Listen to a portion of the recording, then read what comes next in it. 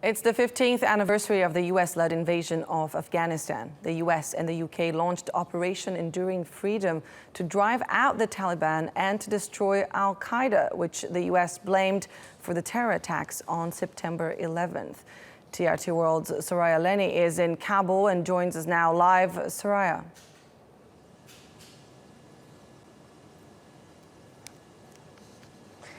Annalise, it is the 15th anniversary of that invasion, Operation Enduring Freedom. But it's been an up and down 15 years for the people of Afghanistan. After that invasion and after the fall of the Taliban, there was a lot of hope that progress would move very quickly. Girls started to go back to school. People could listen to music again. The country was connected with the rest of the world, and there was a real hope for a lot of change. But 15 years later, there are a lot of questions about whether any of this so-called change was worth it. This is the face of a hardened man who has lived through a lot, but also lost a lot. When I got back home, I saw a lot of people. I was surprised. I didn't know why they were gathered here. Then I saw my son dead, and my two grandsons, and also their mother.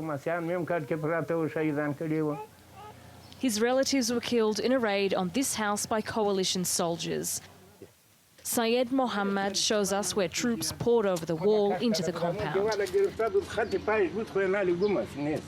They were looking for Taliban fighters, but ended up killing civilians.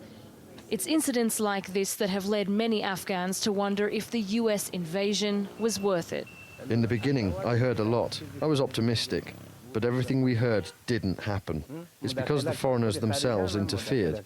If they had done what they had said, we would not have witnessed this situation in Afghanistan.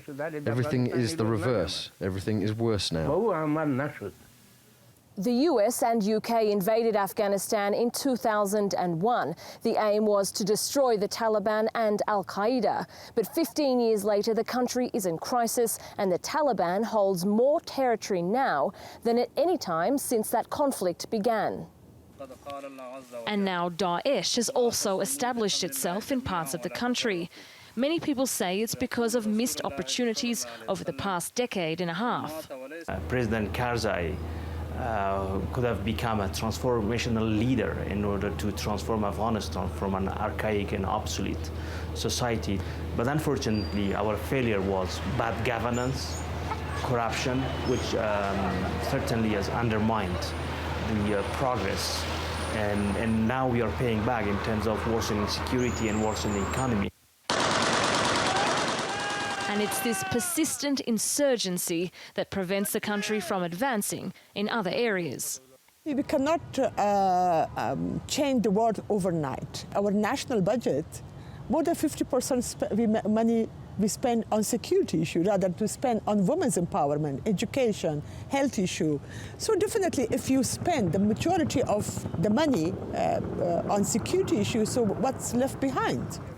But despite all this, what many people do have is a belief that the next 15 years will bring some kind of hope rather than horror.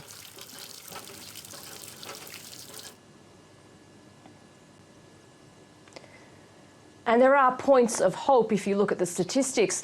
More than 80% of children are now enrolled in school. That's compared to around 10% under the time of the Taliban.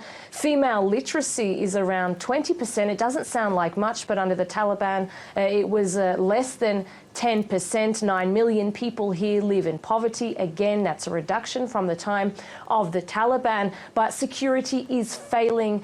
More civilians are dying every year here in Afghanistan because of the conflict with the Taliban than at any time before. This conflict is getting worse and not better. And many people say a lot of that has to do with the failure of the current government, the unity government that came to power in 2014 between Abdullah and President Ghani.